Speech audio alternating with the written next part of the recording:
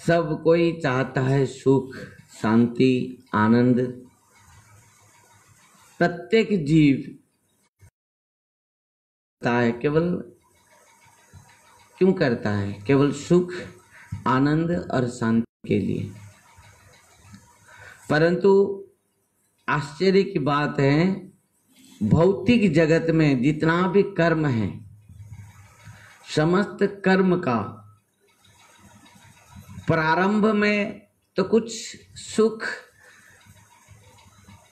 अनुभव होता है, परंतु वो कर्म के अंतिम स्थिति में केवल दुख ही प्राप्त होती है।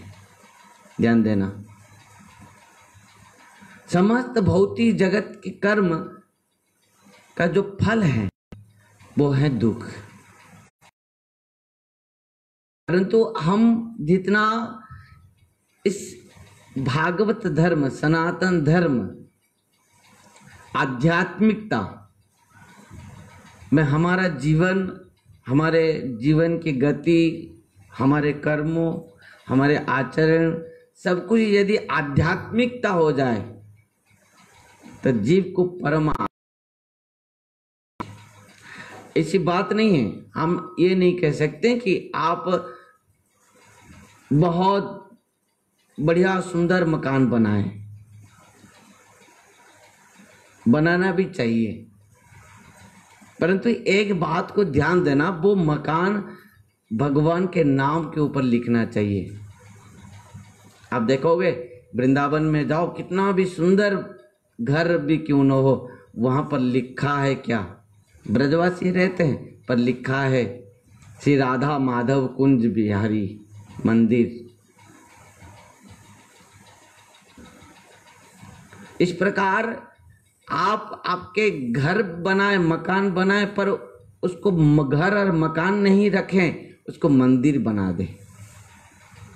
इसमें बहुत लाभ होगा। क्या लाभ होगा? कि आपको जो दुख है, विपत्ति है, वो विपत्ति से आप मुक्त हो सकते हैं, क्योंकि आप जिसमें जहां रहते हैं वो भगवान का मंदिर। प्रहलाद जी महाराज ने अपना पिता को कहा कि आप जिस बल के तलाश में हैं, जो आप सोच रहे हैं मेरे अंदर क्या बल है, मैं किस बल से बलवान हूं,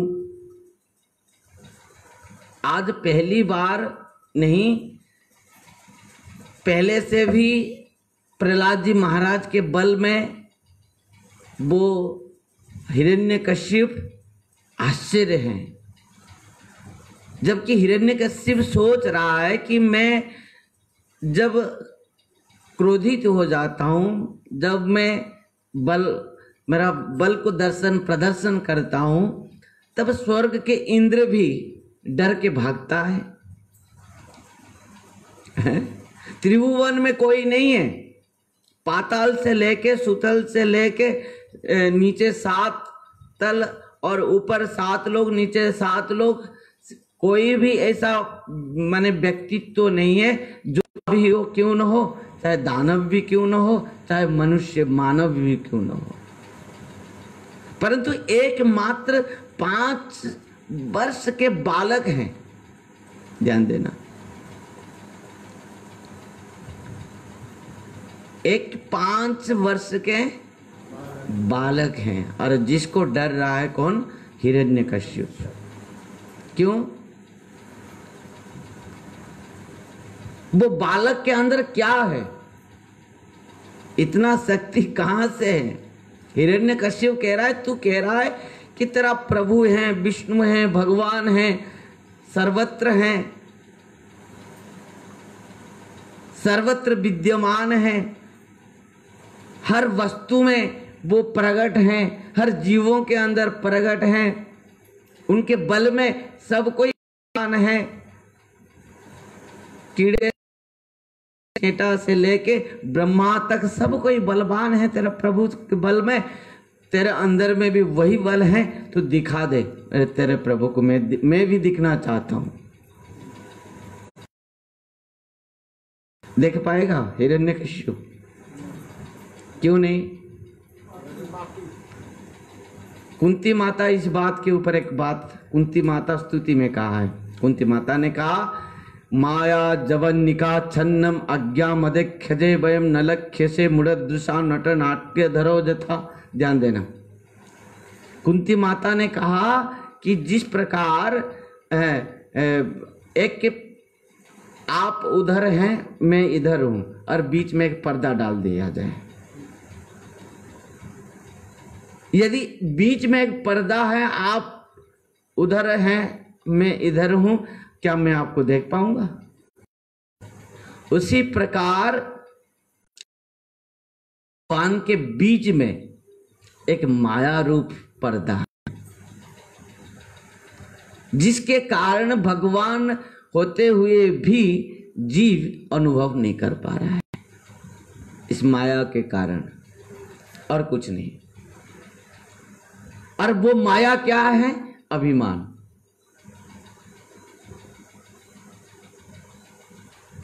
मैं ये हूं, मैं वो हूं, मैं इतना धनवान हूं, मैं इतना रूपवान हूं, मैं इतना शक्तिशाली हूं। जो भी जिसके पास कुछ भी भगवत कृपा से मिला है वो अभिमान से भरा है। वही बात प्रहलाद जी महाराज पिताजी से कहा, पिताजी आपके पास जो अभिमान है आप कहाँ देखेंगे?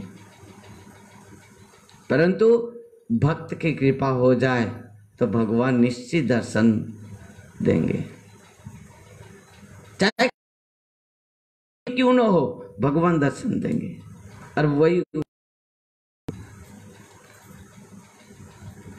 जो कुंती माता ने कहा माया जवन निका छन्नम अज्ञा मदे खजे वयम नलक्ष्य से मुड़दृशा नट नाट्य धरो जथा। मूढ़ व्यक्ति जिस प्रकार समझ नहीं पाते हैं, उसी प्रकार बद्ध जीव भगवान को भी समझ नहीं पाता है। भगवान साक्षात हृदय में है हमारा, पर हम ढूंढ रहे भगवान कहाँ है? भगवान नहीं है। भगवान कहाँ है? भगवान नहीं है। यदि भगवान कहाँ होते? भगवान क्या है? भगवान कुछ नहीं है। हम कर्म नहीं करेंगे तो खाएंगे क्या? आएगा कहाँ से? कर्म का अर्थ भी वो लोग नहीं जानते हैं, कर्म क्या होता है?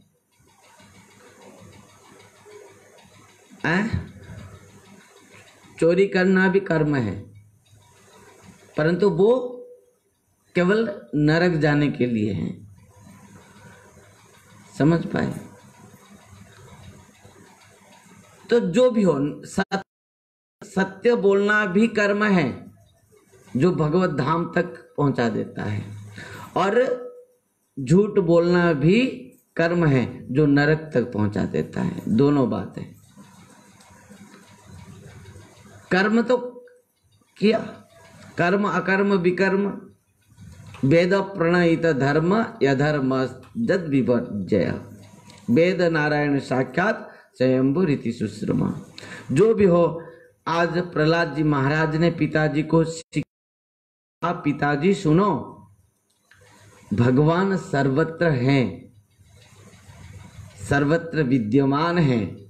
वो आपके अंदर में भी हैं, बाहर में भी हैं। जो ध्रुव महाराज एक श्लोक में भी स्तुति की है, जो अंतर प्रविश्यम वाचम इमं प्रसुप्तम संजीवैत क्रीड़ शक्ति धरो सदाम्ना अन्यं च हस्त श्रवण तोग आदिन प्राणन नमो भवते पुरुषाय तुभ्यम। इस बात ब्रह्म साक्षात ध्रुव जी महाराज ने कहा है।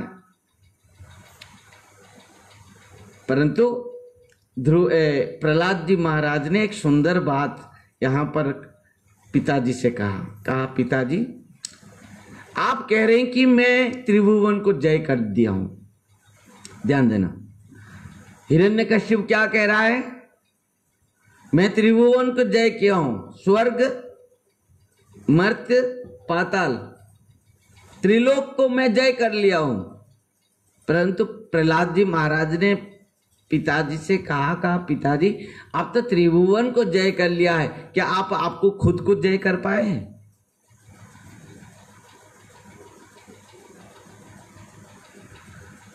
आप त्रिभुवन को जय कर लिया है, आप कह रहा है कि मैं सब कुछ जय कर लिया हूं, त्रिभुवन को जय कर लिया हूं, मैं त्रिभुवन का मालिक हूं, पर खुद को जय कर पाए?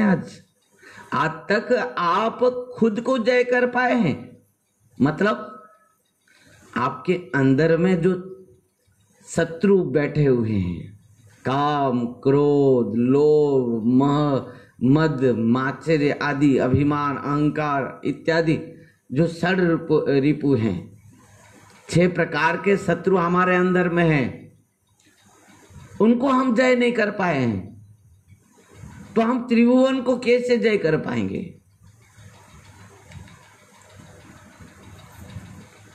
अपना इंद्रियों को हम जय नहीं कर पाए हैं। जो खुद को जय नहीं कर पाया है वो संसार को क्या जय करेगा? वो त्रिभुवन को क्या जय करेगा? और जो खुद को जय नहीं कर पाया है, यद्यपि वो त्रिभुवन को जय करने का सोचेगा, परंतु वो उसके लिए संभव नहीं होगा, उसके लिए कभी भी संभव नहीं होगा। और आप पहले खुद को जय करो। आपके अंदर में जो आपका मन है, आपके इंद्रियां हैं, इन सबको जय करो। रूप गोस्वामी पाद ने इस बात के ऊपर लिखा है, कहा कि शिक्षा दिया कि वाच वेगम, मनस क्रोध वेगम, जिह्वा वेगम, उदर उपस्थ वेगम, एतान वेगान जो विषयत धीर सर्वम अपीमं पृथ्वीं से शिष्यात्। आप सबको जय कर पाओगे, आप सबको अपना अधीन में कर पाओगे। कब? जब खुद को जय करो। पहले खुद को जय करो, पहले अपना मन को जय करो, इंद्रियों को जय करो। जो आपके अंदर में क्रोध है वो क्रोध को जय करो। वाच वेगम, आपके भाषा जो है, कथा जो है, जो दूसरे को बोल रहे हो, उसको भी जय करना चाहिए। पहले सबको इस प्रकार बात बोलो कि किसी का मन में दुख ना हो। पहले वाच वेगम, मनस क्रोध वेगम। हमारे मन के अंदर जो क्रोध है, हम छोटी छोटी बात में इतना क्रोध कर देता है। मैं सबसे ज्यादा क्रोध करता हूं, आप लोग जानते होंगे।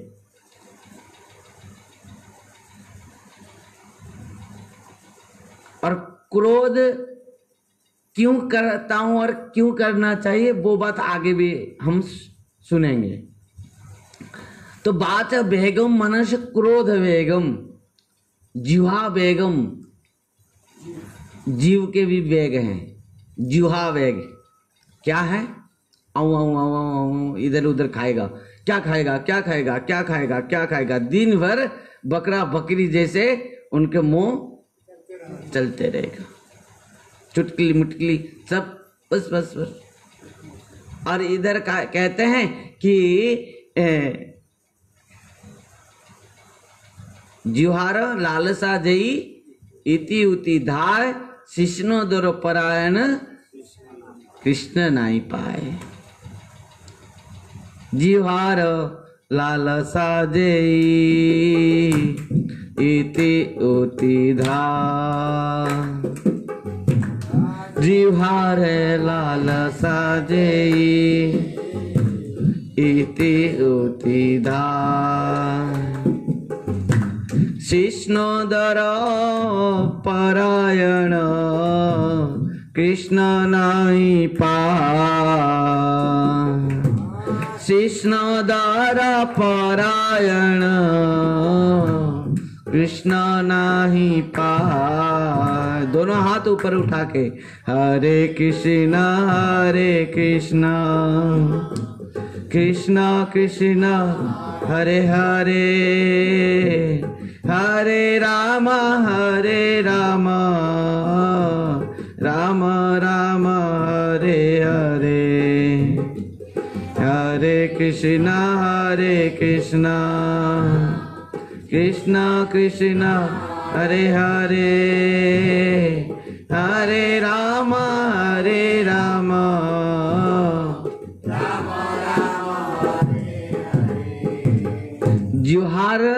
लालसा जई इति उति धाय शिष्ण दोरपरायण कृष्ण नहीं पाए।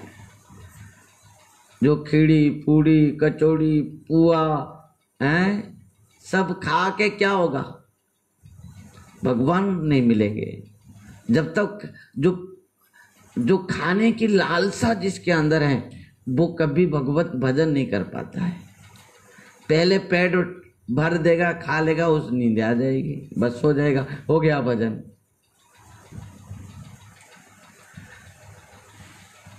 बचपन में बच्चे लोग जब पढ़ते हैं उनको खाने का भी बहुत कंट्रोल करना चाहिए।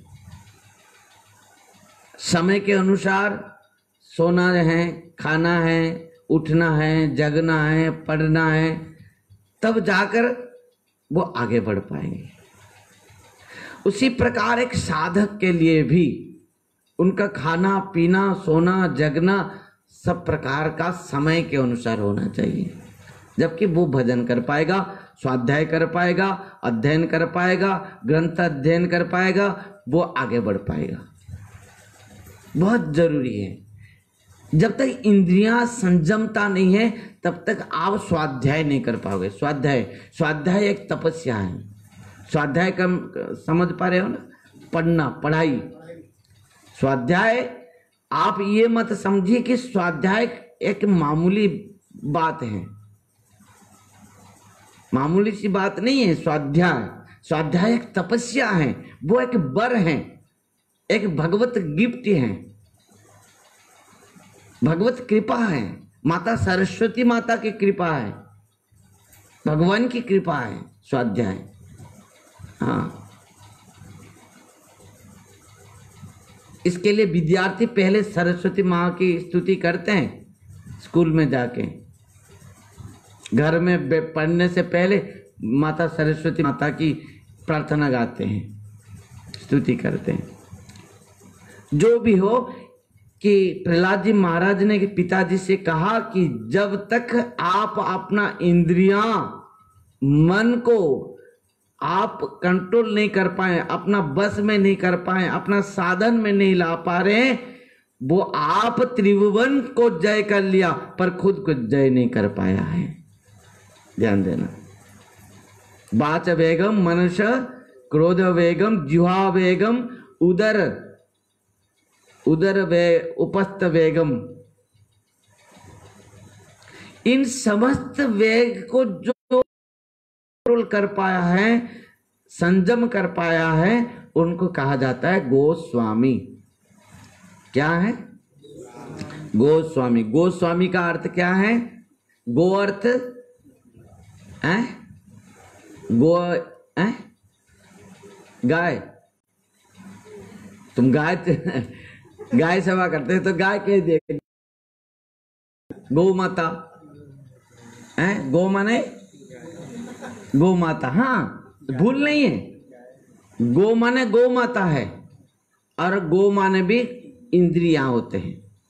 इंद्रियां को भी गो कहा जाता है, गौ माने भी गौ माता भी कहा जाता है। एक शब्द का हजारों अर्थ हैं।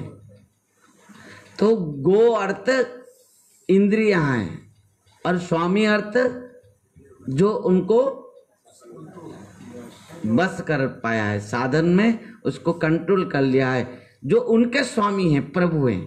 जो इंद्रियां के स्वामी हैं वो गोस्वामी हैं, पर जो इंद्रियां के बस में है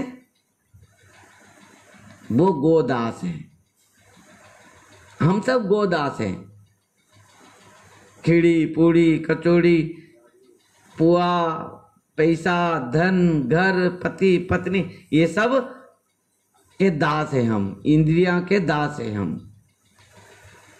इसके लिए हम गो दास हैं। और प्रहलाद जी, आप तो त्रिभुवन को जय, आप खुद को कब जय करोगे? और खुद को जय कर लो, आप त्रिभुवन को अपना आप ही जय कर लोगे। क्यों? क्योंकि जब आप खुद को जय कर लोगे ना, तब समझ पाओगे कि मेरा और कोई शत्रु नहीं है, क्योंकि जो भी शत्रु है मेरे अंदर में है। भी शत्रु हैं अपना अंदर में है। हम मान बैठे हैं ये मेरे शत्रु हैं, ये मेरे मित्र हैं, इसके साथ मेरा दुश्मन है, इसके साथ हम बात नहीं करते, उसके साथ उसको शत्रु मानते हैं, उसको मित्र मानते हैं। नहीं, बाहर में हमारे कोई भी शत्रु नहीं है। जो भी शत्रु हैं हमारे अंदर में ही हैं। वो हैं 6 शत्रु हैं हमारे लिए। 6 प्रकार के शत्रु हैं। वे हैं काम, क्रोध, लोभ, मोह, मद, मात्सर्य आदि सब शत्रु हैं। और इसके ऊपर गीता में भगवान ने अर्जुन से कहा है किस प्रकार ये शत्रु बलवान हैं और किस प्रकार इस शत्रुओं ने हमको लेके नरक में डाल देते हैं। ध्यान देना। ध्यायतु विषयान् पुंस संगस्तेषु उपजायते संगात् संजायते काम कामात् क्रोध विजायते क्रोधात् भवति सम्मोह सम्मात् स्मृति विभ्रम श्रुतिवर्षात् बुद्धिनाश बुद्धिनाशात् प्रणश्यति। ये सब शत्रुओं का काम है। हमारे अंदर में जो शत्रु बैठे हैं, और इसके लिए इस शत्रुओं ने हमको लेकर कहां डाल देते हैं? नरक में। नरक में जीव को नरक जाना पड़ता है केवल अंदर शत्रुओं के लिए, अंदर शत्रुओं के लिए। इसके लिए जो संत होते हैं, साधु होते हैं, ज्ञानी होते हैं, पंडित होते हैं, किसी को भी शत्रु नहीं मानते, क्योंकि बाह्य जगत में हमारा कोई शत्रु ना तो था, ना तो है, ना तो होगा। राधे। सत्य बात है, शास्त्र की बात मैं कह रहा हूं। शत्रु है तो केवल हमारे अंदर में है, और वो बात है जो शत्रुओं के लिए जीव को नरक जाना पड़ता है। वो हमारे अंदर इस प्रकार निवास करते हैं। प्रहलाद जी महाराज पिताजी से कहा कि पिताजी हमारे अंदर में वो शत्रुओं ने इस प्रकार निवास करते हैं कि हमारे अंदर में सब कुछ वो नष्ट कर देते हैं, हमारे सद्गुण को सब नष्ट कर देते हैं, सब चुरा लेते हैं, हमारे धन को चुरा लेते हैं। हमारे अंदर में जितने भी सद्गुण रूप धन है सब चुरा लेते हैं। ध्यान देना। हमारे अंदर में शत्रु क्या करते हैं? चोर क्या करते हैं? चोरी करते हैं। वो उन्होंने हमारे अंदर में जितना भी सद्गुण है ना सब चुरा लेते हैं शत्रुओं ने। जब काम बेग में जीव पड़ जाता है तो कामात् क्रोध विजायते जायते विषयान् पुंस संगस्तेषु उपजायते संगात् संजायते काम कामात् क्रोध विजायते क्रोधात् भवति सम्मोह सम्मोह स्मृति विभ्रम श्रुतिवर्षात् बुद्धिनाश बुद्धिनाशात् प्रणश्यति। प्रहलाद जी महाराज के जो एक एक शिक्षा है ना बहुत महत्वपूर्ण है और बहुत समझने की बात है। प्रहलाद जी ने कहा कि देखो इन सब चोर जो हमारे अंदर में बैठे हुए हैं, जबरदस्त निवास करते हैं, इन सब चोरों ने हमारे सद्गुणों को क्या किया है? अपहरण कर लिया है। ध्यान देना। हमारे अंदर समस्त प्रकार सद्गुण है। ऐसा नहीं सोचोगे कि हम सत्यवादी नहीं हैं, हम भी सत्यवादी हैं, परंतु हमारे अंदर में जो काम है ना वो हमारे वो गुण को चुरा लिया है। कामना।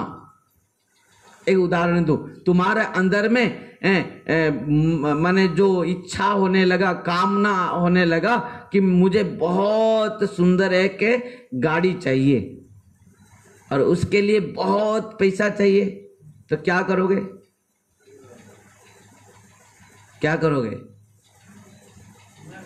कहीं चोरी करोगे, नहीं तो डकैती करोगे, नहीं झूठ बोलोगे, नहीं तो कुछ ना कुछ करोगे अपकर्म। जो कि तुम्हारा जो अंदर में जो था शत्रु काम, वो तुम्हारे अंदर से अंदर में रहते हुए तुम्हारे अंदर के जो सद्भावना सत्यवादिता को चुरा लिया, अपहरण कर लिया और तुमको झूठ बोलना पड़ा। वो है काम। कामना हुआ तब तो झूठ बोलना पड़ा। यदि तुम्हारे अंदर में कामना कुछ नहीं होता,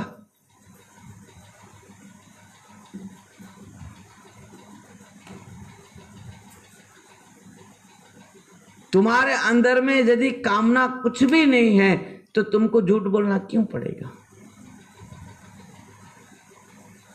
तो हमारे अंदर में जो काम रूप शत्रु हैं, वो शत्रु ने हमारे अंदर में जो सत्यवादिता को चुरा लिया, अपहरण कर लिया, जिसके कारण हमको नरक जाना पड़ा।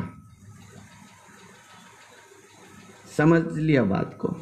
प्रहलाद जी महाराज वही बात कहा पिताजी से, पिताजी हमारे अंदर में ही, आप बाहर क्यों ढूंढ रहे हैं? ये शत्रु हैं, वो शत्रु हैं, भगवान भी शत्रु हैं। जो कामी क्रोधी व्यक्ति है होते हैं, वो भक्त भी शत्रु उनके हो जाते हैं, भगवान भी उनके शत्रु हो जाते हैं। हिरण्यकश्यप भगवान को शत्रु माना, कितने दुख की बात है।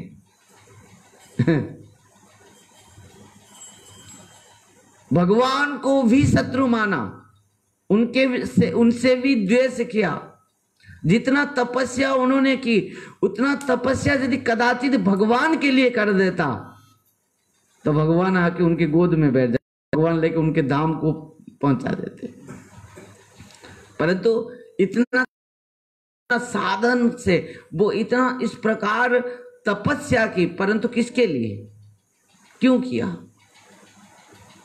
जिस प्रकार एक गृहस्थ, गृह व्याधिग्रस्त, गृह मेधिग्रस्त अपना जीवन के समस्त साधना को, तपस्या को केवल संसार वस्तु पाने के लिए समर्पण कर देता है, अंत में कुछ भी नहीं मिलता, खाली हाथ में दुख कष्ट पाते हुए इस संसार से चले जाता है।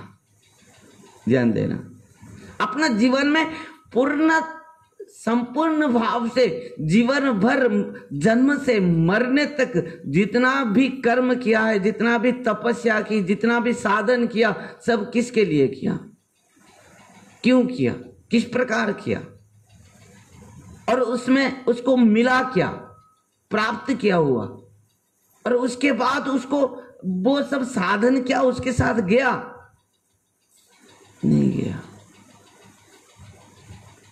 प्रहलाद जी महाराज ने कहा, पिताजी आप समझ पा रहे हैं, आप त्रिभुवन के मालिक हैं, परंतु किसके बल से,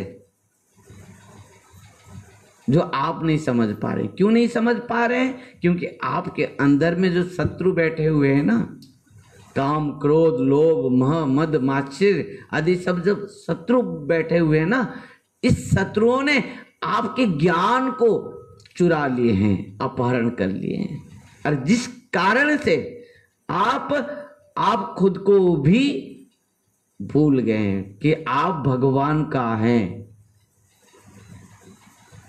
जिस भगवान के शक्ति मेरे अंदर में है, जिस भगवान की शक्ति के स्रोत मेरे अंदर में प्रवाहित हैं, वही शक्ति के स्रोत भी आपके अंदर में प्रवाहित हैं, और वो शक्ति केवल आप और मेरे अंदर में नहीं है, सृष्टि में प्रत्येक जीव, कीड़े से लेके चींटा से लेके पशु पक्षियों से लेके मनुष्य से लेके देवताओं से लेके ब्रह्मा तक भी वही शक्ति के शक्तिमान हैं, भगवान विष्णु, जो श्रीमद् भगवद गीता में कहा है, अहम सर्वस्य प्रभव मत्तः सर्वं प्रवर्तते इति मत्वा भजन्ते मम बुद्ध भाव समन्विता।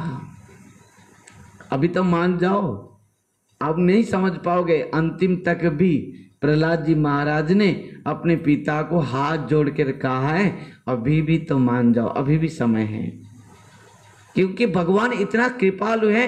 एक मूर्त तुम आ जाओ भगवान के श्री चरण में और ऊपर हाथ उठा के कह दो कि प्रभु बस मैं आपका हूं। आप कितना भी, किस प्रकार भी, कैसा भी पापी क्यों न हो, बस आकर कह दो, उतना ही कह दो, अभी भी कह दो। प्रहलाद जी महाराज बार बार अंतिम तक पिताजी को इस बात कहा है। ध्यान देना, अभी भी समय है, अभी भी कह दो भगवान के श्री चरण में। भगवान ने जो कहा है, सर्वधर्मान परित्यज्य मामेकं शरणं व्रज अहम त्वाम सर्व पापेभ्यो मोक्षयिष्यामि मा शुचः। केवल आकर मेरे शरण में शरणागत होकर बस कह दो कि प्रभु मैं आपका हूं, बस मुझे कृपा कीजिए, मुझे आप ग्रहण कीजिए।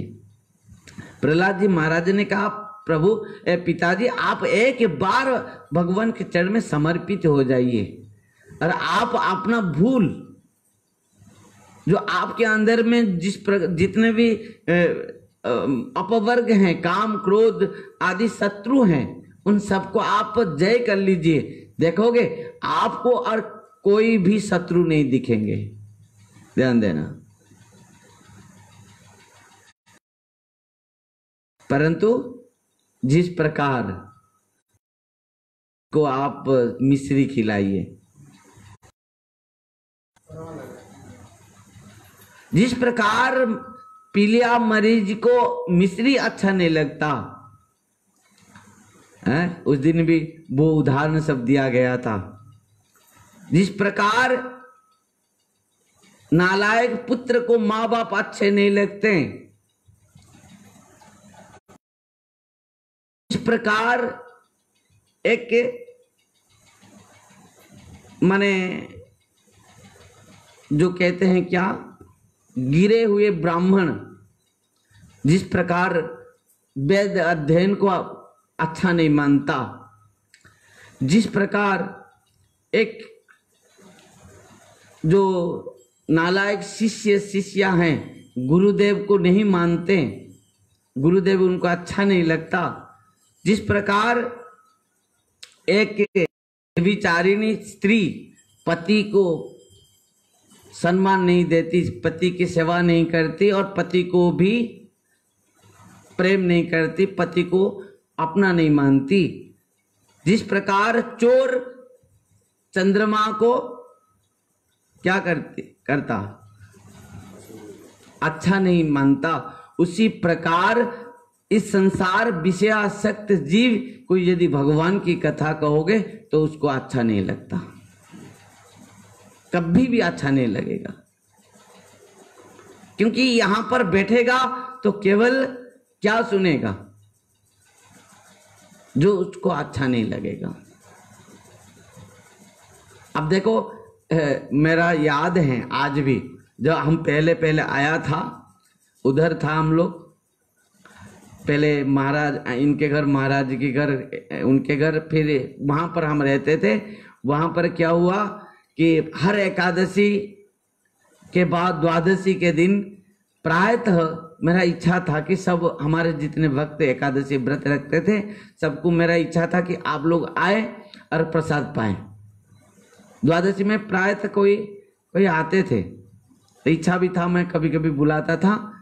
तब हम क्या करते थे कि नीम पत्ती जो है उसको बनाते थे लेके, परंतु इन सब का आदत नहीं था नीम पत्ती खाने की।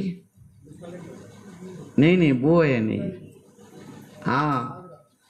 और जब वो नीम साग जो है, नीम साग की जो सब्जी है वो खाकर ओहो दिमाग खराब हो गया। तब एक बार जब खाया कोई, दूसरे बार ने कहा कि महाराज जी आप यदि नीम साग फिर सब्जी बनाओगे तब हमको नहीं बुलाना, कृपा करके हमको नहीं बुलाना।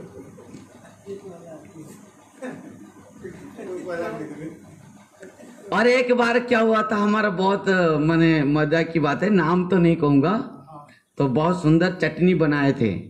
क्या जो केले के जो छिलके होते हैं ना, छिलके और क्या क्या सब डाल के उसमें उसको भाज के उसमें बादाम और सब डाल के, जीरे डाल के उसमें चटनी बनाए थे, सब छिलके को, सब्जी के छिलके। तो प्रसाद सब हमने पाए, भक्त सब बैठे हैं, प्रसाद दिया गया, वो चटनी को भी सबको दिया गया है, सब खाए। और किसी ने पूछ लिया महाराज जी ये चटनी कैसे बना है, और ऐसा भी है कि मेरे मुंह में निकल गई बात कि ये छिलके की चटनी है। बस छिलके चटनी की, जैसे ही छिलका चटनी ही मैं कह दिया उतने में ही बंद हो गया उसको खाना था। क्या कि महाप्रसाद है, समझ पाए। जो भी हो, जिस प्रकार भोगी होता है ना, भोगी होता है ना, उसको कड़वा खाने की इच्छा नहीं होती है। ध्यान देना, जो भोगी होता है, भोगी भोगी, वो कड़वा कदाचित नहीं खाता है, नहीं अच्छी लगती उनको। एक बात बता दूं, आप रोग मुक्त हो, कैसे आपको पता चलेगा? किसी भी डॉक्टर के पास जाने का मैं कह देता हूं, आप निरोग हो और आप योगी हो, आप इंद्रिय संयमी हो, आपको कैसे पता चलेगा? एक सूत्र मैं दे रहा हूं, आप एक काम करना, सुबह उठ के आप दांत ब्रश करने के बाद कुछ सुंदर नीम पत्ती तोड़ के आप चिबा के खाओगे, यदि आपको मीठा लगेगा, आप पता चल जाएगा आपको कि आप निरोग हो।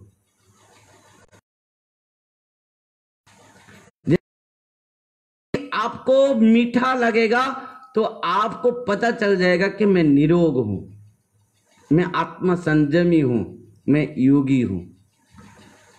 यदि वो आपके यहां से यहां नहीं आएगा, अंदर नहीं जाएगा, तो आप जानोगे मैं रोगी हूं, मैं भोगी हूं, मैं आत्म संयमी नहीं हूं, मैं इंद्र संयमी नहीं हूं। मुझे मीठो चाहिए, मीठा रसगुल्ला चाहिए, रबड़ी चाहिए, वो क्या है, खिरसा चाहिए, ये सब चाहिए। वो है भोगी। अरे वो भोग में हजार रोग हैं। ध्यान देना, जिसको मीठा खाने की बहुत इच्छा है उसको समझ लेना रोग उनके पास में है और अंदर में है। बहुत सारे रोग हैं, आगे आए रोग। पहले डायबिटीज, राधे राधे, डायबिटीज आ जाए तो और हजारों रोग तुम्हारे अंदर आ जाएंगे। और यहाँ के बहुत मैं देखा हूं, जब करेला खाते हैं, नीम पत्ती भी कोई खाता है और कोई नीम फूल भी खाते हैं, उसको इस प्रकार खाते हैं जिस प्रकार उसमें कड़वा ना रहे। करेला को भी जब उसको भी बनाते हैं तो इस प्रकार तेल में उसको भाज देते हैं, उसको भूंज देते हैं कि वो उसमें कड़वा भी एक भी पसंद ना रहे। इस प्रकार भून देते हैं उसको तेल में, लाल लाल कर देते हैं पूरा, और पहले पानी को उसको निकाल देते हैं, उसको पानी निकाल देते हैं। फिर उसको एक व्यक्ति यदि हर दिन करेला जूस पीना चाहिए, नीम पत्ते के जूस बना के पीना चाहिए हर दिन, जो भी हो। इसमें क्या होता है, बहुत शक्ति है रोग से मुक्त होने के लिए। जो भी हो, तो जब तक हम इंद्रिय संयमी नहीं हैं, हम किसी को भी जय नहीं कर पाएंगे। और प्रहलाद जी महाराज ने कहा पिताजी से, आप पहले खुद को जय करो, और आपके अंदर में जो जितना शत्रु हैं वह शत्रु को पहले जय कर लो, देखोगे तुम किसी को भी और शत्रु नहीं मानोगे, सब कोई तुम्हारे लिए मित्र बन जाएंगे। क्योंकि इस जगत में हर कोई हमारे लिए मित्र है, कोई शत्रु नहीं है। परंतु हिरण्यकश्यप ग्रहण नहीं किया, क्योंकि वो रोगी भोगी था। उसके अंदर विभिन्न प्रकार के काम, क्रोध, लोभ, मोह, मद, मात्सर्यता था, द्वेष था, ईर्ष्या था, शत्रुता था। समझ पाए? हम हमारे कुछ नहीं है, पर एक दूसरे को हम शत्रु मान बैठते हैं। खाली खाली में बस झगड़ा होता है, शत्रुता हो जाता है। उसमें क्या मिलता है हमको? जिसके साथ हम झगड़ा करते हैं उस दिन देखोगे आपका कुछ नहीं होगा, नींद नहीं आएगी, भूख नहीं लगेगा, आपको शांति नहीं लगेगा, आपका मन भी सुख नहीं होगा, कुछ नहीं। तो लाभ क्या है? हिरण्यकशिपु ने अत्यंत क्रोधान्वित होते हुए कहा, प्रहलाद ज्यादा उपदेश मत दो, तुम मेरा पुत्र हो, परंतु मैं तुमको अपना आत्मज माना था, परंतु तू तो आज सबसे बड़ा शत्रु निकला मेरा। आज तुझे मेरे हाथ से कौन बचाएगा मैं देखूंगा, और तेरा विष्णु भी जो हर स्थान पर है मैं भी देखूंगा कहां पर है तेरा विष्णु, और तुझे किस प्रकार रक्षा करेगा मैं भी देखूंगा। और कह रहा है, जस्त्वाया तस्यतमद्य जगदीश्वरः क्वासो यदि सर्वत्र कस्मास्तंबेन न दृश्यते। हे प्रहलाद, यदि तू कह रहा है कि तेरा विष्णु हर स्थान पर है, हर पल है, हर समय है, हर कण कण में है, तो इस खंबे में है, दिखा दे इस खंबे में तेरे प्रभु को, विष्णु को। क्वासो यदि से सर्वत्र कस्मा स्तंभे न दृश्य थे। तू कह रहा है कि इस खंबे में भी है, हर कण कण में है, हर वस्तु में है, तो इस खंबे में क्यों नहीं है, दिखा दे। प्रहलाद जी महाराज ने कहा, पिताजी हाँ मेरे प्रभु उसमें भी हैं, मैं भी देख रहा हूं, मैं भी देख रहा हूं। जिस प्रकार कल हमने सुना था नामदेव ने कुत्ते के अंदर से मैं भी गोपाल को दर्शन किया। हरि व्यापक सर्वत्र समाना, प्रेम ते प्रकट हो में जाना। भगवान इस खंबे में है, हर वस्तु में है, क्योंकि विश्वास है किसका? भक्त का। और आज प्रहलाद जी महाराज की बात को सत्यता रूप में प्रकट कराने के लिए भगवान क्या किया? हर समय भगवान अपना भक्त के बात को सत्यता रक्षा करते हैं। जिस प्रकार पितामह भीष्म ने क्या कहा, मैं महाभारत युद्ध में भगवान के हाथ में अस्त्र धारण कराते ही रहूंगा, और पितामह मैं धारण भगवान ने प्रतिज्ञा किया मैं धारण नहीं करूंगा, और पितामह भीष्म ने प्रतिज्ञा की मैं धारण करवा के रहूंगा। तो भगवान क्या किया? धारण की। क्यों धारण किया? भक्त सत्य को रक्षा करने के लिए, पालन करने के लिए। और हिरण्यकशिपु दौड़कर गया, खंबे के ऊपर एक गदा के प्रहार किया। प्रहार करते ही त्रिभुवन कंपने लगा। त्रिभुवन कंपने लगा। सब कोई देख रहा है कहां हुआ, क्या हुआ, महाप्रलय आ गया। समस्त देवता भी कांपने लगे, ब्रह्मा के आसन भी टलमल होने लगा, और कैलाश पर्वत के ऊपर से शिव जी भी कांपने लगे। हर देवता दौड़ते हुए आया, देखने लगा कहां पर क्या इतना शब्द है, इस प्रकार क्या है सब। तो चारों तरफ हिरण्यकशिपु देखने लगा कहां से ये शब्द हैं, किस प्रकार शब्द हैं, ये अद्भुत शब्द हैं, इस प्रकार क्या हो गया।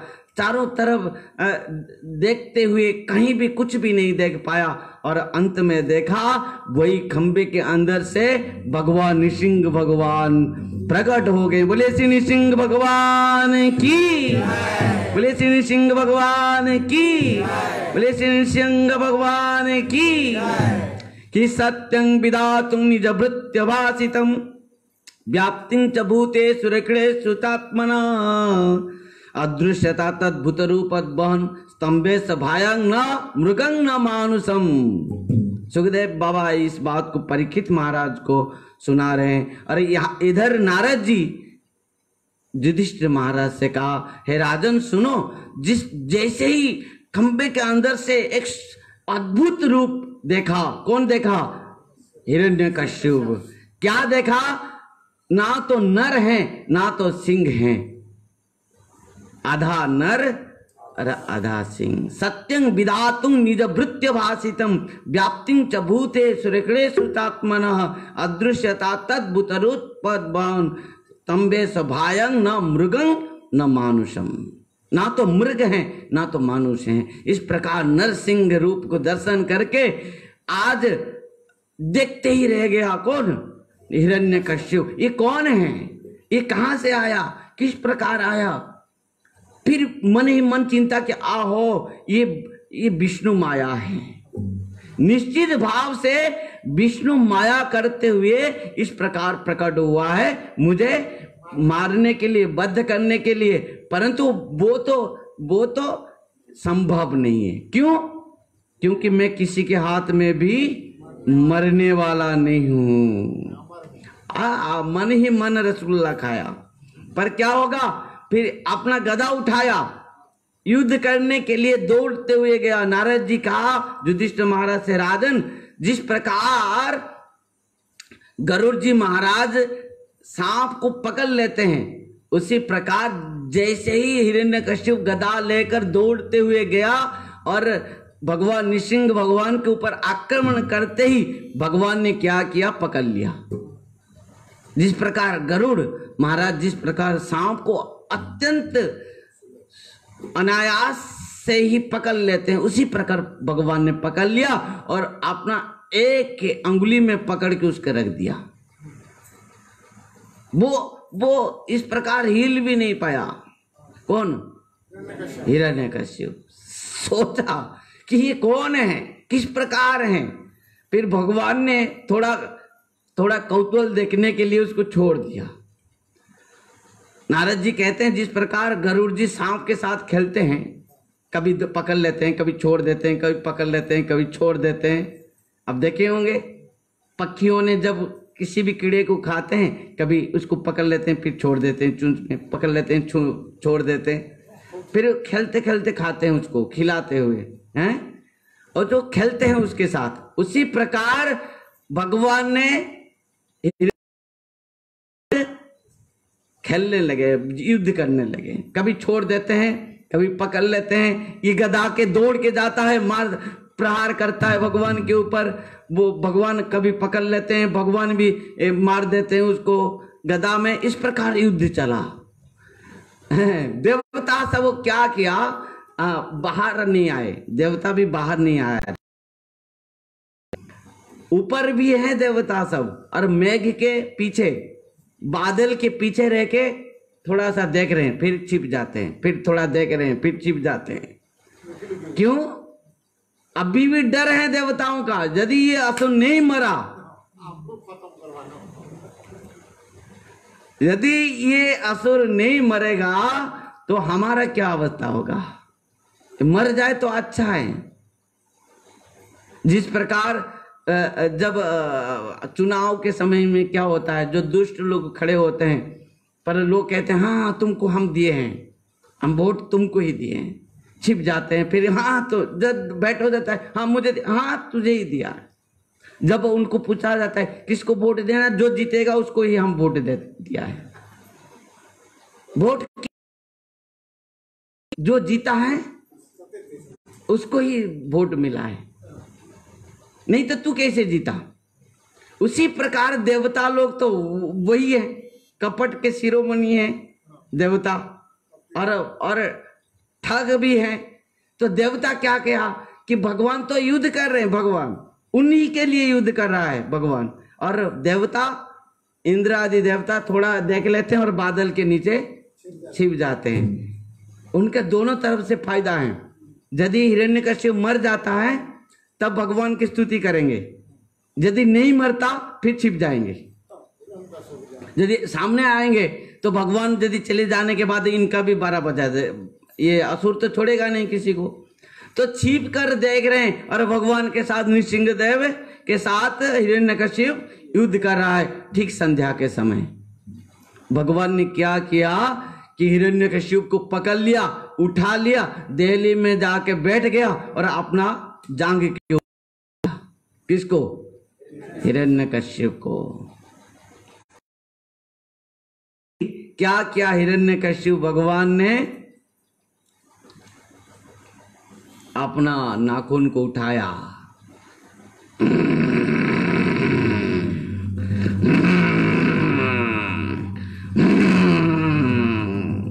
गर्जन तर्जन करते हुए अपना नाखून करते हुए देखते ही रह गया सब कोई। जैसे ही उसको फाड़ देने के लिए अपना नाखून उठाया, गर्जन करते हुए, तब हुआ क्या? ये डर के भयभीत होकर देखा एक कौन? हिरण्यकश्यप भगवान की आंख से आग निकल रहा था। इस प्रकार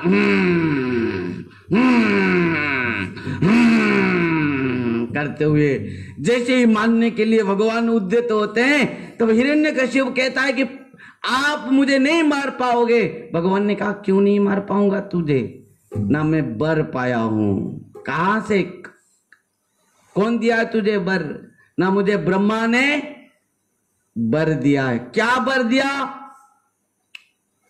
ब्रह्मा ने वर दिया है मैं ना तो दिन में मरूंगा ना तो रात में मरूंगा। भगवान ने कहा अभी दिन नहीं है ना तो रात है, अभी तो संध्या के समय है, तू बता और क्या वर पाया है? ना मैं किसी भी जीव के हाथ में नहीं मरूंगा।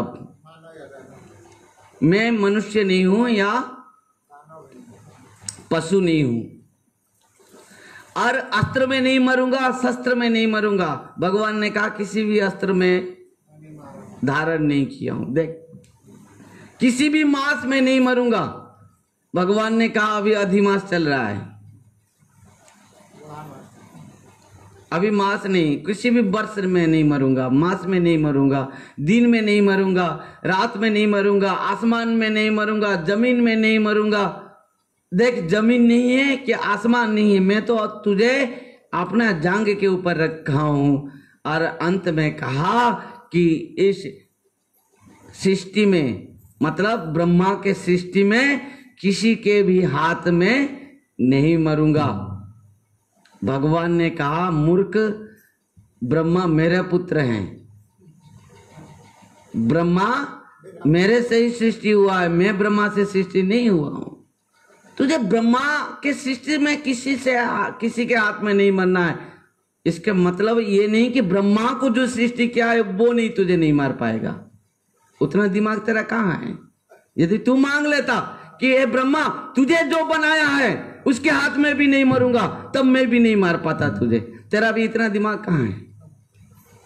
इसके लिए कहा जाता है ना, जो मूर्ख होते हैं कितना भी कुछ भी करे, कितना भी साधन करे, कितना भी भजन करे, कुछ ना कुछ उनके कमी रह जाता है। पर एक बात, भगवान के चरण में जो समर्पित हो जाता है वो पूर्णता को लाभ करता है। तो इसके लिए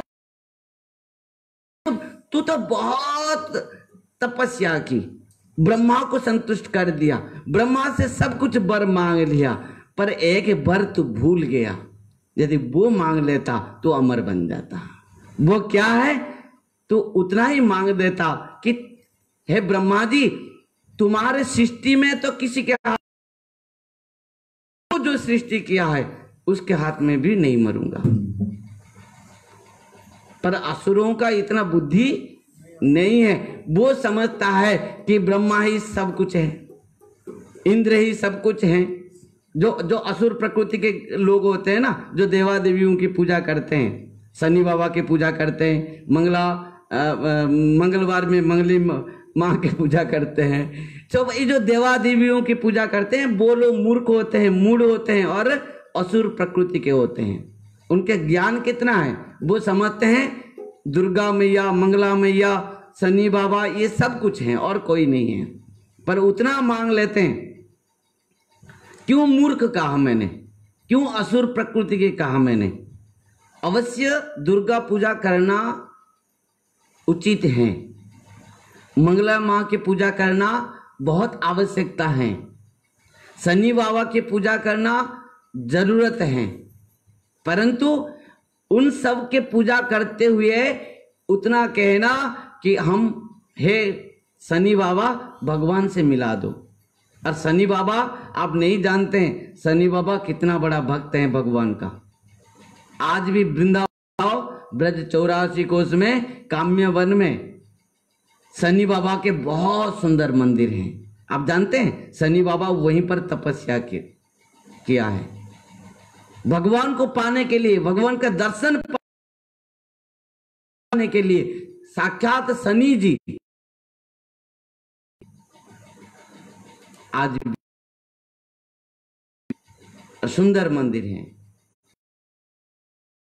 बाबा के पास जाओ मना नहीं है, दुर्गा माँ के पास जाओ मना नहीं है, किसी भी देव पास जाओ, शिव जी के पास जाओ, पूजा करो, अर्चना करो, उनकी आरती उतार, मना नहीं है, पर इतना मांगो कि भगवान की भक्ति प्रदान कर दीजिए। बस भगवान को हमको मिला दीजिए, हमको भगवत प्राप्त करा दीजिए, क्योंकि वो सब देवा देवी भगवान के क्या है, सेवक हैं, नौकर हैं।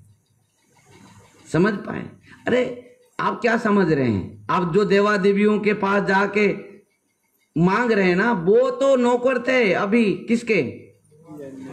इन भगवान के तो नौकर हैं, पर हिरण्यकश्यप के नौकर बन गए थे अभी। जब हिरण्यकश्यप स्वर्ग को अभी आक्रमण किया तब सब देवताओं को बंदी बना के अपना नौकर बना दिया। इंद्र क्या कर रहा था? झाड़ू बुहार। पवन देव क्या कर रहा था? पंखा। वरुण देव क्या कर रहा था? पानी भर रहा था। इन सब नौकरी में लगा दिया इन सबको। अब बताओ, तो इस प्रकार कहने का मतलब है कि आज भगवान ने कहा हिरण्यकश्यप तुम बहुत तपस्या किया। इस प्रकार जो असुर प्रकृति के लोग होते हैं बहुत तपस्या करते हैं, परंतु उनके तपस्या इस प्रकार व्यर्थ चले जाता है। ध्यान देना, क्यों? क्योंकि वो भगवान के लिए तपस्या नहीं किया था, इसके लिए उसका तपस्या समस्त क्या हुआ? व्यर्थ चला गया। ध्यान देना, जो भी कार्य करना है, जो भी तपस्या करना है, सब कुछ भगवान के उद्देश्य में होना चाहिए। ध्यान देना, इसके लिए भगवान ने गीता में कहा है जद करोसी जद स्नासी जज्जुहसी ददासी जद तपस्यसी कौन्तेय तत्कुरुष्व मदर्पणम। मेरे बात समझ पा रहे ना? भगवान ने कहा तुम जो भी कर रहे हो, तुम्हारा सुंदर माने भोजन बना रहे हो तो भगवान कह रहे मुझे अर्पण करो फिर खाओ। सुंदर वस्त्र पहन रहे हो तो भगवान कह रहे हैं कि मुझे अर्पण करो फिर पहनो। ध्यान देना, सुंदर घर बनाए, मकान बनाए, पहले सुंदर भगवान के लिए उसके अंदर मंदिर बनाओ। भगवान जो भी आए पहले मंदिर दर्शन करे, भगवान का पूजा अर्चन चलते रहे। भगवान जो भी आए सोचेगा कि ये मंदिर है, भगवान के सुंदर मंदिर हैं, वहां पर भजन कीर्तन साधन हर समय चलते रहेगा। कृष्ण रे संसार करो छाड़ी अनाचार। तो इस प्रकार भगवान ने कहा तुम बहुत तपस्या किया। आप नहीं जानते हैं हिरण्यकश्यप किस प्रकार तपस्या की। एक अंगुली में खड़ा हुआ और एक अंगुली में खड़े होके मंदराचल पर्वत के में एक अंगुली में खड़े होके हजारों वर्ष तक तपस्या की है। देखिए उनके शरीर में मांस भी नहीं और रक्त भी नहीं, क्या था? केवल हड्डी। आप कर पाएंगे? हम कर पाएंगे इस प्रकार तपस्या? एक दिन हम नहीं खा के नहीं रह पा रहे। एकादशी के दिन जो निर्जला क्या है देखो, उसका होश उड़ जाता है, वो अचेत हो जाता है एक दिन। और पूछो कि हिरण्यकश्यप कितना हजारों वर्ष तक वो नहीं खा के जल केवल बस श्वास प्रश्वास भगवान ने इसके लिए कहा कि देखो तुम तपस्या किया है, परंतु भूल इतना किया है कि यदि मेरे लिए करता तो आज तुझे ये दशा भोगना नहीं पड़ता। इस लीला से शिक्षा हमको क्या मिला? यदि हम तपस्या करें, किसके लिए करेंगे? भगवान के लिए। कितना जो करेंगे किसके लिए करेंगे? भगवान के लिए करेंगे। जो भी वस्तु हमको आवश्यकता हो तो किसके लिए होना चाहिए? भगवान के लिए। इसके लिए तुलसीदास जी महाराज एक सुंदर पद लिख रहे हैं, तुम ही भोजन करहि तुम ही निवेदित, तुम ही निवेदित भोजन करहि, मैं निवेदित भोजन करहि, प्रसाद भूषण धर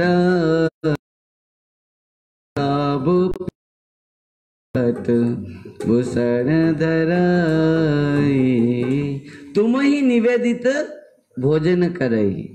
मैं किस प्रकार भोजन करूंगा?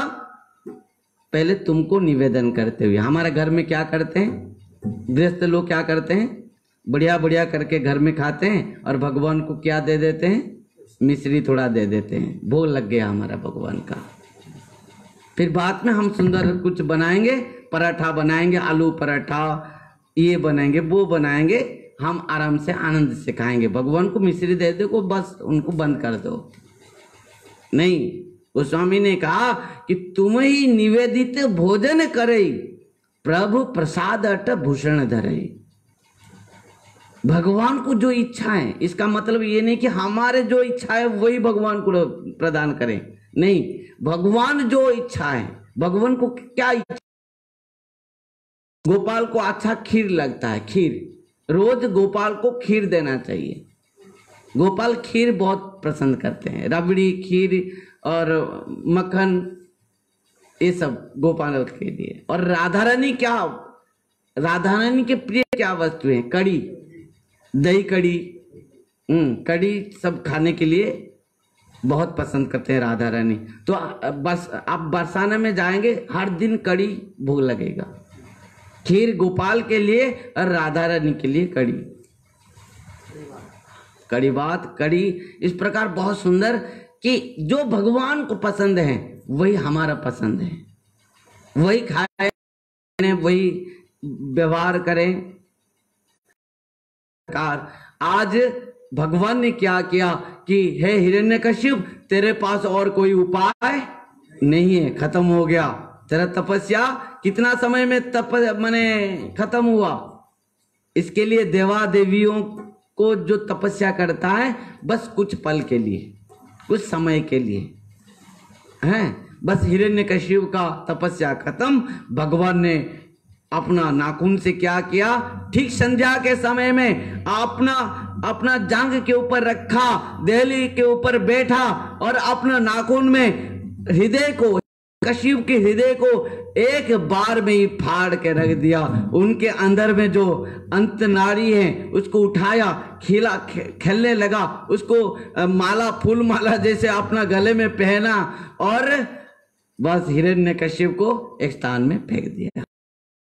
श्री हिरण्यकश्यप उद्धार भगवान की, श्री लक्ष्मी नृसिंह भगवान। और भगवान तो हिरण्यकश्यप को उद्धार किया, सबने देखा। हिरण्यकश्यप के शरीर से उनके जो आत्मा निकलते हुए भगवान के चरण में मिल गया। बस ये सब हुआ। समस्त इतने के बाद देवता बाहर आए, जो बादल के पीछे छुपे थे सब देवता देख रहे थे क्या हो रहा है, क्या नहीं हो रहा है। अब भी सब निकले। ये सब कितना स्वार्थी देखो, देवता जिनके चरण में हम जाके कहते हैं बाबा माँ लो, बाबा लो, वो कितना स्वार्थी हैं। अभी हिरण्यकश्यप जैसे दैत्य को भी डर के छिपे थे, कहाँ? बादल के पीछे। और अभी सब निकले तो निकले। भगवान ने मारने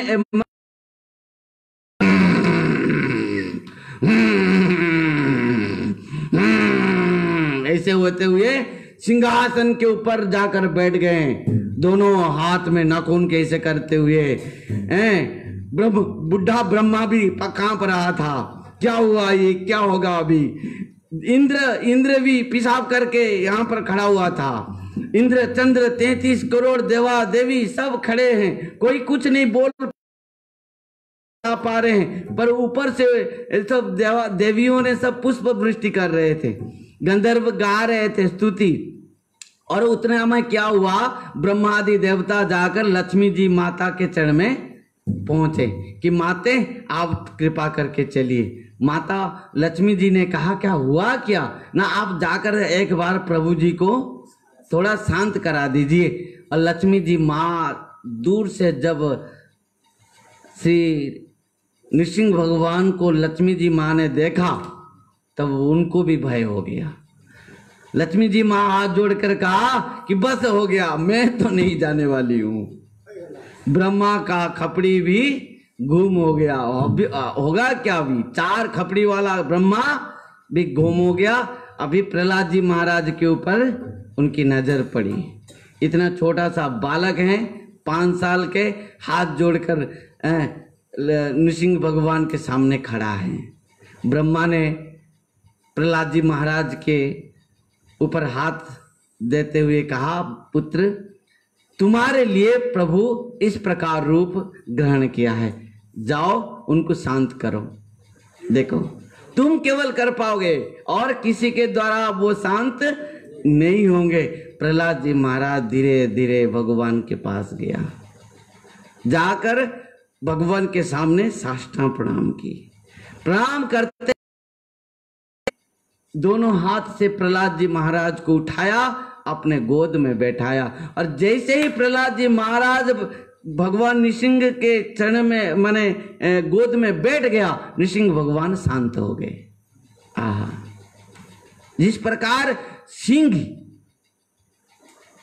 जिस प्रकार जंगल में सिंह सबके लिए क्या होता है, डर भय, परंतु अपना पुत्र के लिए जिस सिंह को देख के सब कोई भयभीत हो जाते हैं, परंतु वही सिंह के जो छोटे छोटे बच्चे होते हैं उसके ऊपर खेलते हैं, है कि नहीं। उसी प्रकार जिस भगवान नृसिंह भगवान को दर्शन करते हुए सब कोई ब्रह्मा आदि देवता भी कांप रहे थे, परंतु प्रहलाद जी महाराज जाके उनके गोद में आराम से बैठा है।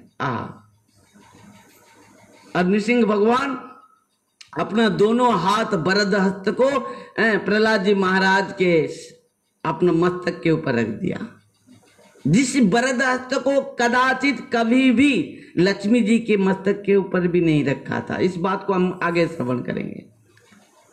और रखते हुए लाड़ दुलार किया, जीवा में चाटने लगा। ध्यान देना कितना लाड़ दुलार किया। जिस प्रकार गौ माता बछड़े को चाटते हैं, उसी प्रकार भगवान ने चाटने लग गए। और इतना प्रेम में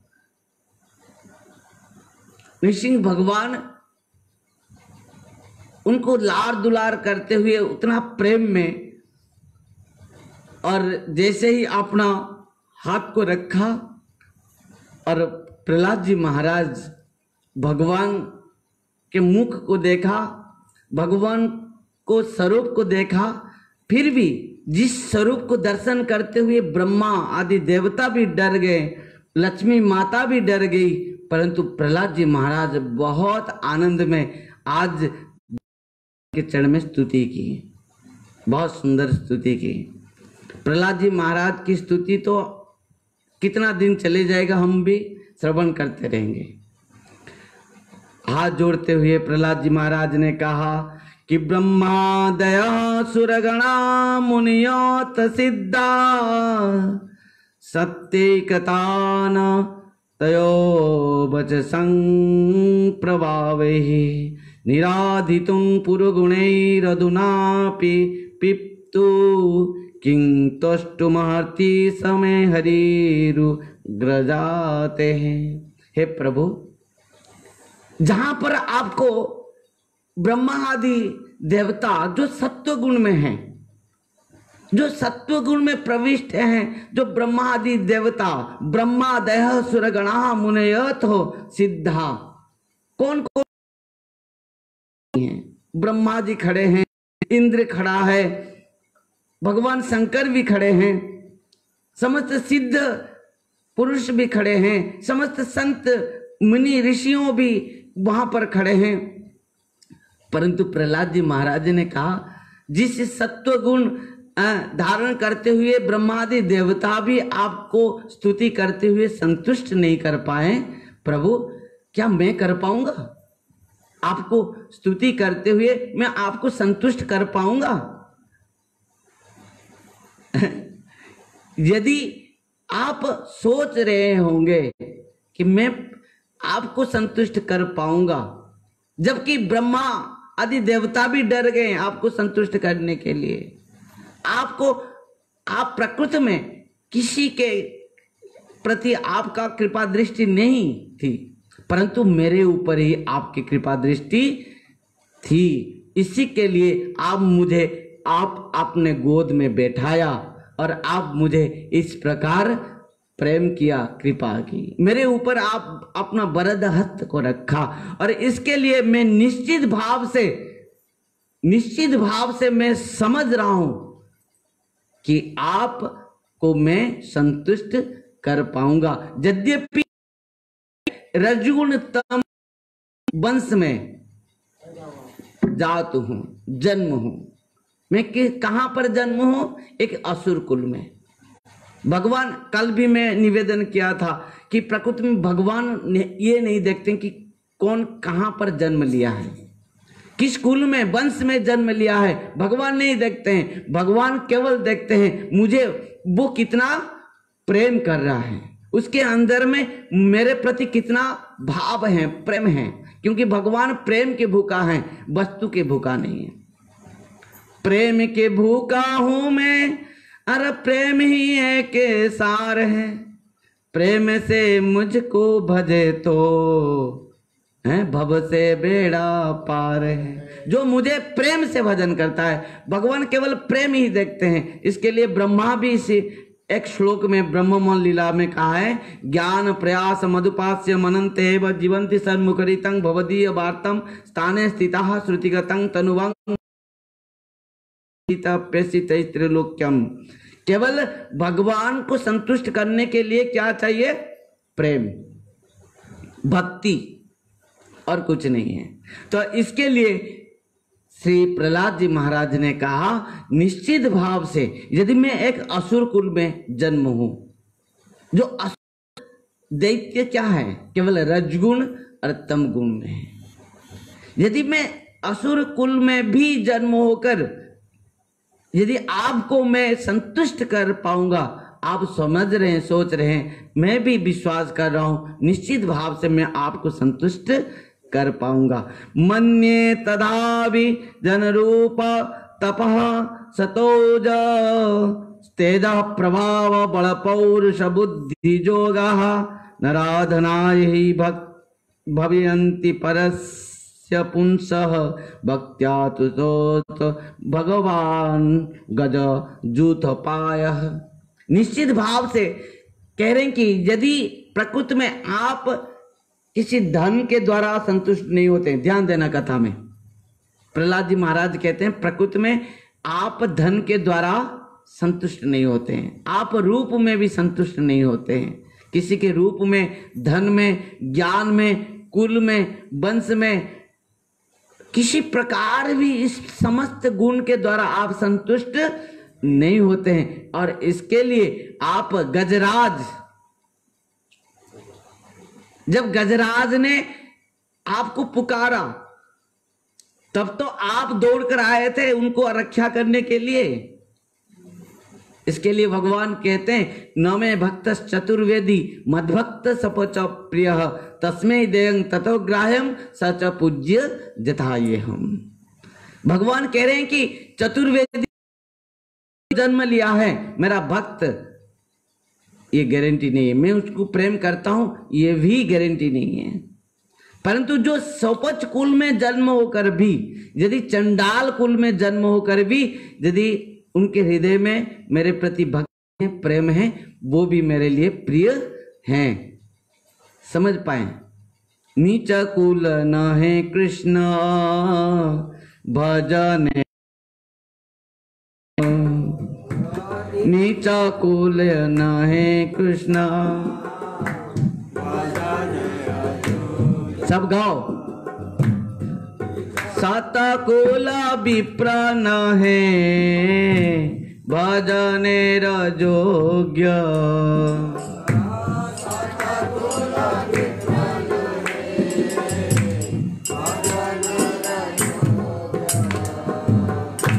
जेई भजे सेई बड़ा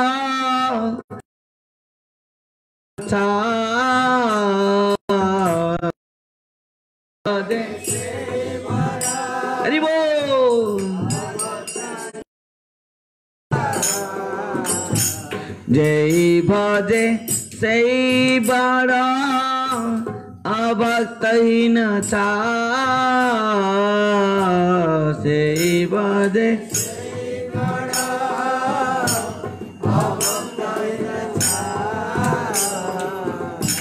कृष्ण भजने नाही जाती कुलार विचार,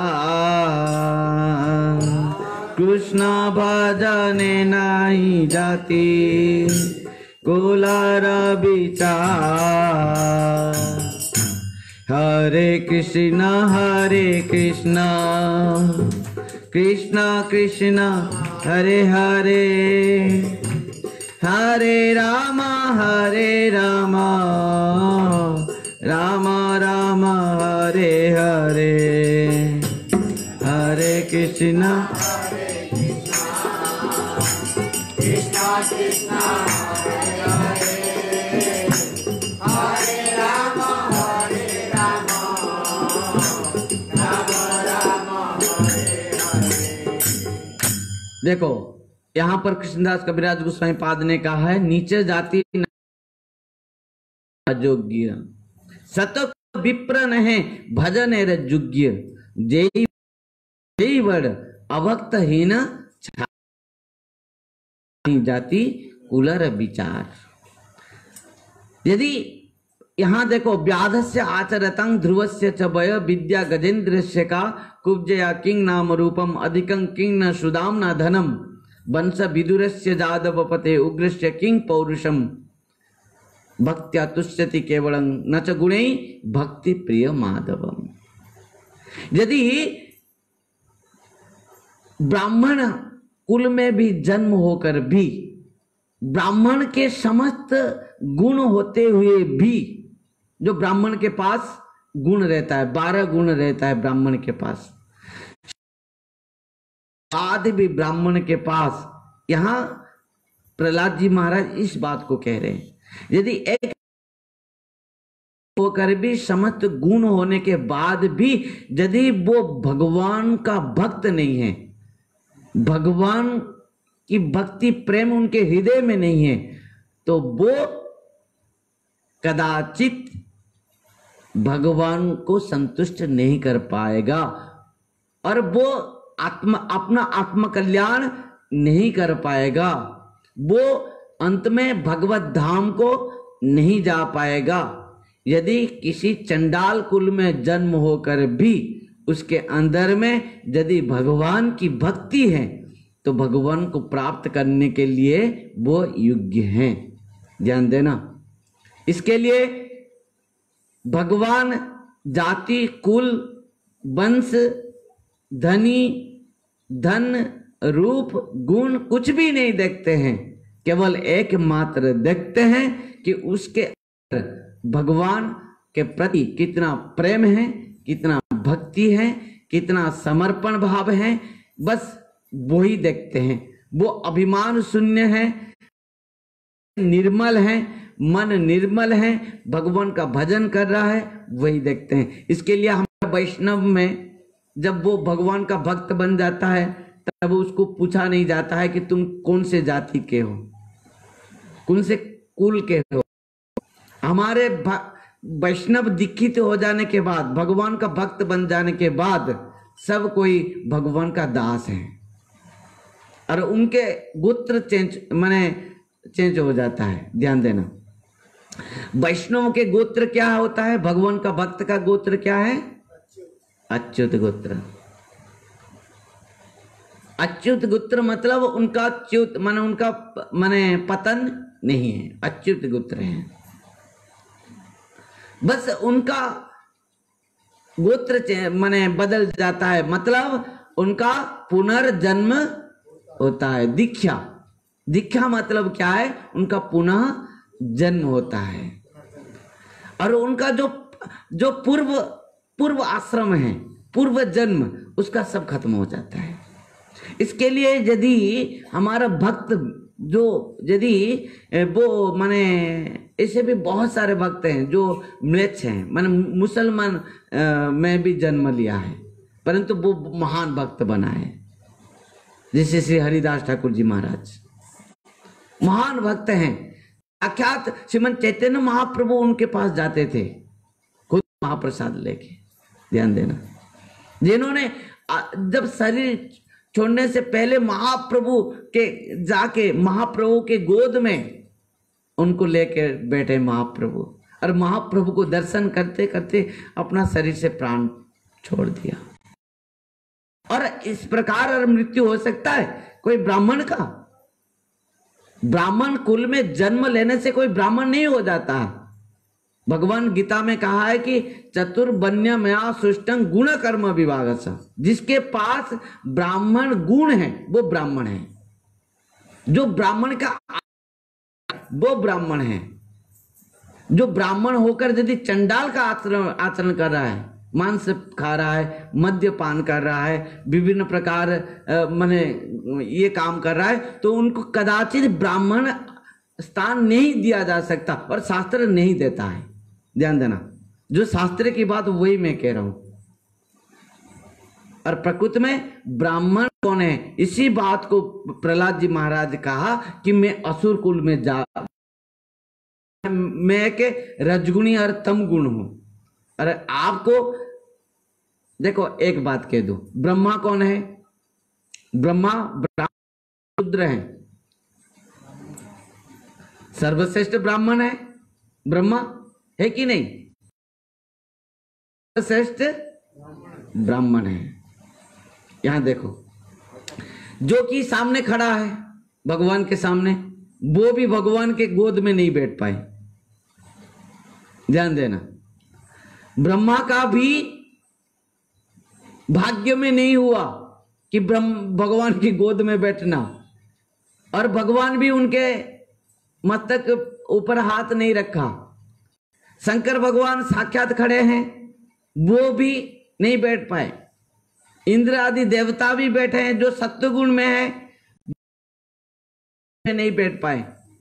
तो भगवान के गोद में बैठा प्रहलाद बैठा, और वो कौन सा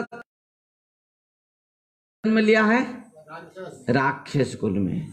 यहां समझ लो, भगवान के गोद में बैठने के लिए एकमात्र भक्ति चाहिए, प्रेम चाहिए। राधे राधे। और किसी प्रकार भी योग्यता आवश्यकता नहीं। समय हो गया है, अभी हरिनाम संकीर्तन के साथ कथा को ही विश्राम देंगे, ठीक 7 से 8:30। हरे कृष्णा कृष्णा कृष्णा हरे हरे, हरे राम हरे हरे, हरि बोल।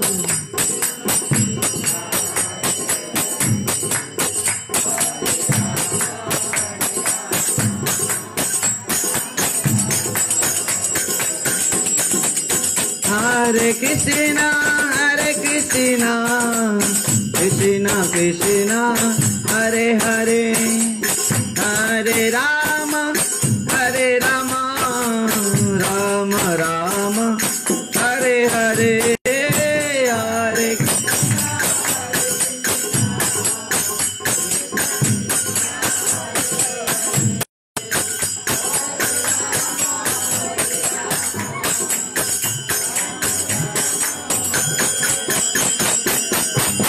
कृष्णा कृष्णा कृष्णा हरे हरे हरे राम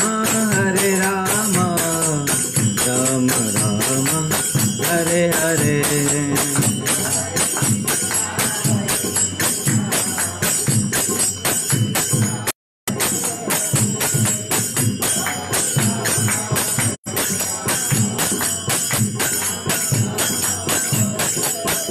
हरे कृष्णा कृष्णा कृष्णा हरे हरे हरे राम राम राम हरे हरे। हरे कृष्णा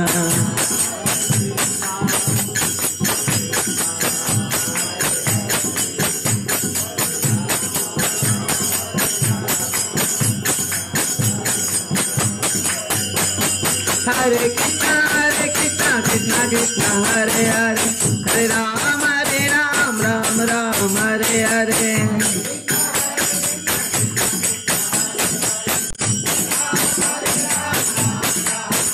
हरे कृष्णा कृष्णा कृष्णा हरे हरे हरे राम राम राम हरे।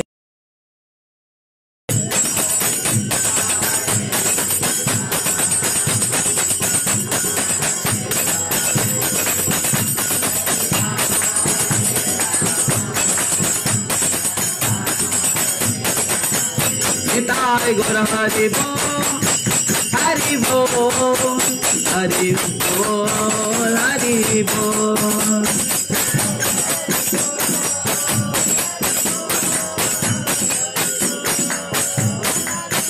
निताय गौर हरि बोल हरि बोल हरि बोल हरि बोल।